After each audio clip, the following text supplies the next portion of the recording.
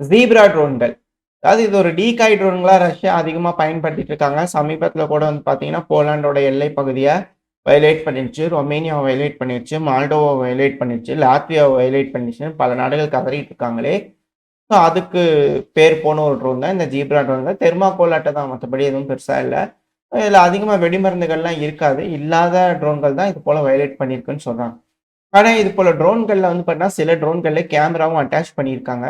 So, அதனால உளவு தகவல்கள் அதிகமா வந்து பார்த்தீங்கன்னா, இந்த ட்ரோன்கள் பறந்து போம்போது பல இடங்கள்ல பறக்க விடும்போது, இருக்கக்கூடிய இந்த வீடியோ பதிவுகள், இமேஜஸ்லாம் ரெக்கார்ட் பண்றத வச்சு, என்ன மாரியான மூவ்மெண்ட்ஸ் வந்து பார்த்தா அந்த இடத்துல இருக்கு அப்படிங்கிறத ரஷ்யா தெரிஞ்சுக்கிறதுக்கு வாய்ப்புகள் அதிகம். ஸோ, அதுபோல இந்த செர்னிகிவ் பகுதியில வந்து பார்த்தீங்கன்னா, இது போல ஜிரானியம் ட்ரோன்கள பறக்க விட்டுருக்காங்க. ஜீப்ரா ட்ரோன்கள. சாரி ஜீப்ரா ட்ரோன்கள். ஏன்னா, இதுதான் இந்த தெர்மாக்கோல் ட்ரோன்கள். ஜிரானியம் ட்ரோன்கள்ன்றது ஷாகிட் ட்ரோன். ஸோ, அதோட ஒரு காப்பி மாத்தி சொல்ட்டேன். ஸோ, ஜீப்ரா ட்ரோன்கள். ஸோ, இந்த ஜெர்ப்ரா ட்ரோன்கள் வந்து பார்த்தீங்கன்னா, S-300 கான்வாய கண்டுபிடிச்சிருக்கு. எங்க? செர்னிகிவ் பகுதியில.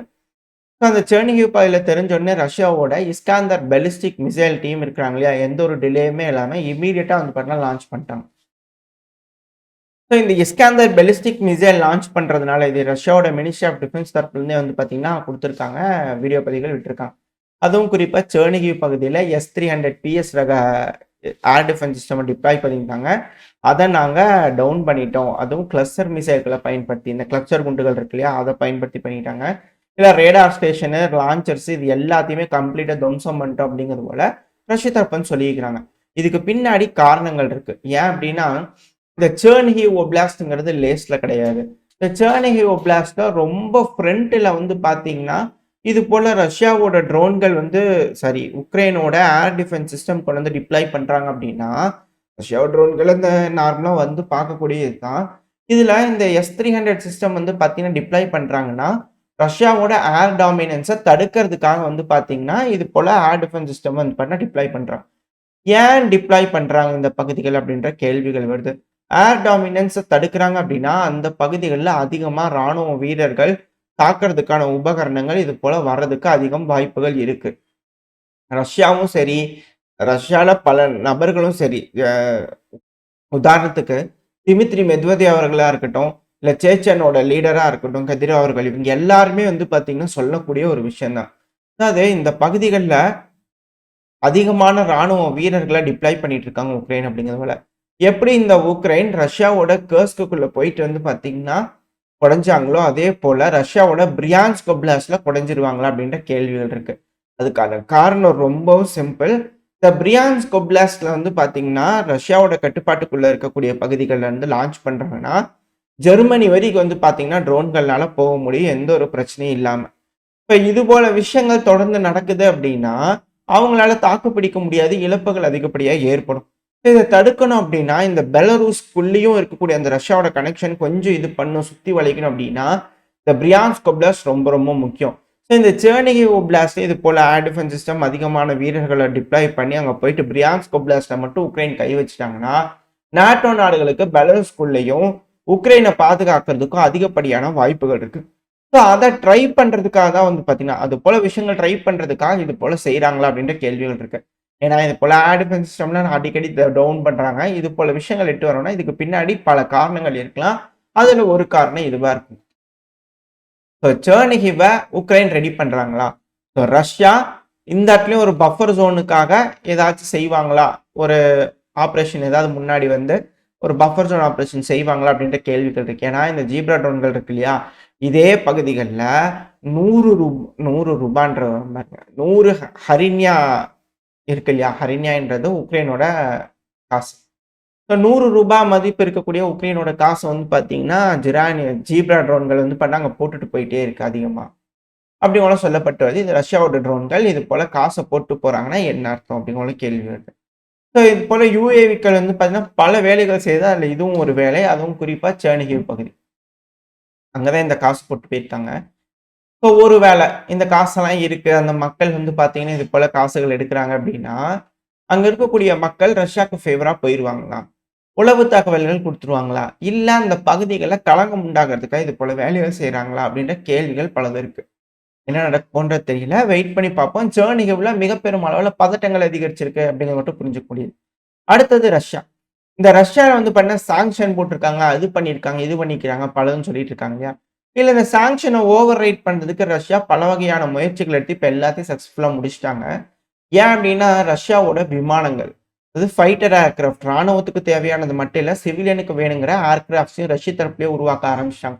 இதுக்கு முன்னாடி போயிங், பிரேசிலோட கம்பெனி, இட்டாலியோட கம்பெனி நெறைய இருக்கு. பட் ஆனா போயிங், ஏர்பஸ் இது போல கம்பெனிகள் தான் பேசஞ்சர் விமானங்கள்ல டாமினேட் பண்ணிக்கிட்டு இருக்கு. ரஷ்யாக்குள்ளேயும் நெறைய விமானங்கள் அதுதான் ஆப்பரேட் ஆயிட்டு இருந்தது. இப்போ ரஷ்யாக்குள்ள வந்து பார்த்தீங்கன்னா, MC-21 ரக விமானம். ரஷ்யாவோட இர்குட்ஸ்க் ஏவியேஷன் பிளான்ட் வந்து பார்த்தீங்கன்னா, 2வது விமானத்த ஃபுல்லி டொமஸ்டிக்லி வந்து பார்த்தீங்கன்னா, ரெடி பண்ணக்கூடிய விமானத்த வந்து பார்த்தீங்கன்னா, சோதனை பண்ணி பார்த்துருக்காங்க. டெஸ்ட் சக்சஸ் ஆயிருக்கு. ஃபர்ஸ்ட் விமானம் டெஸ்ட் பண்ணும்போது நம்ம சேனல்ல ரிப்போர்ட் பண்ணியிருப்போம், பார்த்திருப்போம். இப்போ 2ண்ட் ஃப்ளைட்டையும் வந்து விமானத்தையும் டெஸ்ட் பண்ணியிருக்காங்க. இதுல என்னன்னா, இன்ஜின்லாம் வந்து பார்த்தீங்கன்னா, இதுக்கு முன்னாடி மேற்கு நாடுகள நம்பியிருந்தாங்க ரஷ்யா. இப்பலாம் லோக்கலி மேட் இன்ஜின் இருக்கனால, ஒரு விமானங்கள வந்து பார்த்தீங்கன்னா, ரஷ்யா உள்நாட்டிலேயே தயாரிக்கக்கூடிய மொத்த உபகரணங்களையும் பயன்படுத்தி இது போல விமானங்கள சோதனை பண்ணிட்டு இருக்காங்க. இதுக்கப்புறம் ரஷ்யா வந்து பார்த்தீங்கன்னா, டாமினேட் பண்ண ஆரம்பிச்சுருவாங்க. இந்த பேசஞ்சர் விமானங்களையும் ஏற்றுமதி பண்ண ஆரம்பிச்சுருவாங்க. ரஷ்யாவோட நட்பு நாடுகள் எந்த ஒரு காரணத்துக்காகவும் மேற்கு நாடுகள நம்பி இருக்க வேண்டியதில்ல. அப்படிங்கிற ஒரு சூழல் உருவாயிட்டு இருக்கு. அதுக்கு மிக முக்கியமான காரணம் மேற்கு நாடுகள். அவங்க போடக்கூடிய சாங்ஷன், அவங்க இப்ப போர் தொடுத்துட்டு இருக்காங்க இல்லையா ரஷ்யா மேல. ஸோ இது ஒரு காரணம். இது மட்டும் இல்லாம ரஷ்யா மிலிட்டரி நீட்ஸ்லயும் வந்து பார்த்தீங்கன்னா, விமானங்கள் மட்டும் இல்லாம, கிரவுண்ட் ஃபோர்ஸ் மட்டும் இல்லாம, கப்பல் படையும் வந்து பார்த்தீங்கன்னா, ரஷ்யாவோட நேவல் ஃபோர்ஸஸும் அதிகப்படியா வந்து பார்த்தீங்கன்னா டெவலப் ஆயிட்டு இருக்கு. ரஷ்ய அதிபரான விளாடிமிர் புட்டின் அவர்களும் இத சொல்லியிருப்பாரு. ரஷ்யாக்கு நேவல் ஃப்ளீட் அப்படிங்கிறது ரொம்ப ரொம்ப கம்மியா இருந்துச்சு. ஆனா இதுக்கப்புறம் அப்படி கிடையாது. ஏன்னா ரஷ்யா கிட்ட சி ஆஃப் அசோவ் வந்தாச்சு, கிரீமியா வந்தாச்சு. பிளாக் சீயே மேக்ஸிமம் கட்டுப்பாட்டுல எடுத்துக்குவாங்க. ஸோ அது போல ஒரு விஷயம் இப்ப சூழ்நிலை வந்துச்சு ரஷ்யாக்கு. இப்போ இந்த பசிபிக் ஃப்ளீட்லயே வந்து பார்த்தீங்கன்னா, ரஷ்யா கான்சன்ட்ரேட் பண்ணிருக்காங்க. அதிகப்படியான நியூக்ளியர் சப்மரைன்ஸ். இது எல்லாத்தையும் டெஸ்ட் பண்ணி பார்த்துக்கிட்டு இருக்காங்க. இந்த ரஷ்யா உக்ரைன் பிரச்சனையோட ஆரம்பத்துல வந்து பார்த்தீங்கன்னா, ஒரு மிசைலும் ரஷ்யா லான்ச் பண்ணும்போது, அதெல்லாம் சக்சஸ் ஆகும்போதும், நம்ம அத பத்தின டீட்டெயில்ஸ்லாம் பார்ப்போம். இப்ப இந்த ரஷ்யாவோட நியூக்ளியர் சப்மரைன்லேருந்து வந்து பார்த்தீங்கன்னா, யாசன் எம் கிளாஸ் ரக சப்மரைன். ஸோ இந்த சப்மரைன்லேருந்து வந்து பார்த்தீங்கன்னா, ஓனிக்ஸ் ரக மிசைல் இருக்குல்ல. ஏன்னா இந்த மிசைல்லாம் வந்து இனிஷியலா லான்ச் பண்ணியிருந்தாங்க ரஷ்யா. ஸோ அந்த டைம்ல இதெல்லாம் நம்ம பார்த்துருப்போம். இந்த ஓனிக்ஸ் மிசைல் என்ன ஏதுங்கிறது. ஸோ இந்த யோனிக்ஸ் மிசைலும் கிராண்ட் க்ரூஸ் மிசைல் ரக மிசைல்களையும் வந்து பார்த்தா யூஸ் பண்ணி சோதனை பண்ணி பார்த்துருந்துருக்காங்க. டென்ஷன்ஸ் அதிகரிச்சிருக்கு மேற்கு நாடுகளோட ரஷ்யாக்கு அப்படிங்கும்போது, இது போல நியூக்ளியர் சப்மரைன்ஸ், இது போல கப்பற்படைகள், 2வது கிரவுண்ட் ஃபோர்ஸ். நம்ம காலையில கூட ரஷ்ய அதிபரான விளாடிமிர் புட்டின் அவர்கள் போய் இந்த பிளான்ட் எல்லாம் விசிட் விட்டான்னு பார்த்தோம். ஆர்ட்லரிகள், டேங்குகள் எல்லாமே வந்து பார்த்தீங்கன்னா, தங்குதடையெல்லாம் ப்ரொடியூஸ் ஆயிட்டு இருக்கும்போது, மேற்கு நாடுகள் தான் சாங்ஷன்ல இருக்காங்க. மேற்கு நாடுகளுக்கு தான் அழுத்தங்கள் இருக்கே தவிர, ரஷ்யாக்கு அழுத்தங்கள் இல்ல அப்படின்னு மட்டும் புரிஞ்சுக்க முடியுது. அது மட்டும் இல்லாம அட் த சேம் டைம் உக்ரைனும் வந்து பார்த்தீங்கன்னா, அடுத்த கட்ட வளர்ச்சி அடைஞ்சிருக்காங்க அவங்களோட தொழில்நுட்பத்துல. நம்ம இந்த ட்ரோன வந்து பார்த்தீங்கன்னா, உக்ரைன் இந்த கருங்கடல்ல டிப்ளாய் பண்ணும்போது நம்ம பார்த்திருப்போம். ஒரு இமேஜ் ஒரு 7 மாசம் இருக்கும்னு நினைக்கிறேன். முன்னாடி பார்த்திருப்போம். பட் ஆனா இது பத்தின பெரிய விஷயங்கள் எந்த ஒரு தகவலும் வரல. இது ஜெர்மனி தான் இருக்குமா அப்படின்னு ஒரு சந்தேகத்திலயும் வந்து பண்ணா பார்த்துட்டு இருக்கோம். ஆனா அந்த டைம்ல ரிலீஸ் பண்ணும்போது, ஆனா இப்ப இத பத்தின டீட்டெயில்ஸ் உக்ரைன் தரப்புல இருந்து ரிலீஸ் பண்ணிக்கிறாங்க. புது அண்டர் வாட்டர் ட்ரோன். டொல்கோ டொலோக்கா அப்படிங்கிற ஒரு ட்ரோன் இது. ஸோ இந்த ட்ரோன் வந்து பார்த்தீங்கன்னா, 2000 கிலோமீட்டர் ரேஞ்ச் அண்டர் வாட்டர் சப்மரைன்ல சப்மர்ஜ்டாவே வந்து பார்த்தீங்கன்னா இருக்கும். ஸோ இந்த ட்ரோன்கள் 2000 கிலோமீட்டர் ரேஞ்சு. இதுல 5000 கிலோ வெடிமருந்து இருக்கும். காமிகாசி தான்.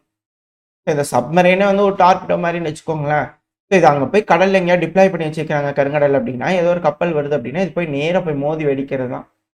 அது மட்டும் இல்லாம உளவு தகவலும் எடுத்துக்கலாம். அந்த இடத்துல சென்சார்ஸ்ல வச்சு அந்த இடத்துல ஏதாவது நடக்குதா, என்ன ஏதுங்கிற விஷயங்களும் உக்ரைனால கேதர் பண்ணிக்க முடியும். ஸோ இந்த ட்ரோன்களும் சக்சஸ் ஆயிடுச்சு. சோதனை பண்ணியிருக்கு, எல்லாம் பண்ணியிருக்கு. அதுக்கப்புறம் டிப்ளாய் பண்ணும் அப்படிங்கும்போது உக்ரைன் அப்படின்னு சொல்லிக்கிறாங்க. ஸோ ஆயுத வளர்ச்சி அப்படிங்கிறது இருதரப்புலயும் அதிகரிச்சுக்கிட்டே இருக்கு. ஆயுத யூசேஜ் அதிகரிக்க அதிகரிக்க உயிரிழப்புகள் அதிகரிக்கும், சேதங்கள் அதிகரிக்கும், எஸ்கலேஷன் அடுத்த கட்டத்துக்கு போகும். ஸோ இது போல விஷயங்கள் இல்லாம பேசி தீர்த்துக்கிட்டாங்கன்னா பிரச்சனை இல்ல. இல்லன்னா மிக பெருமளவுல சிக்கலாம் அப்படிங்கிற மாற்று கருத்துல. ஓரளவுக்கான தகவல்கள் இந்த பதிவுல பார்த்திருப்போம்னு நினைக்கிறேன். இதோட இந்த பதிவு நான் முடிச்சுக்கலாம். இந்த பதிவு எப்படின்னு உங்களுக்கு பிடிச்சிருக்கா? பிடிச்சுனா லைக் பண்ணிட்டு உங்க ஃப்ரெண்ட்ஸ் நம்மளோட ஷேர் பண்ணிக்கோங்க. அது கூடவே மறக்காம நம்ம சேனல் சப்ஸ்கிரைப் பண்ணலாம். மறக்காம சப்ஸ்கிரைப் பண்ணிக்கோங்க. இந்த பதிவு நல்லா இருக்கும்னு நம்பிக்கை அடுத்த பதிவு உங்களை சந்திக்கிறேன். Very stay safe. பை.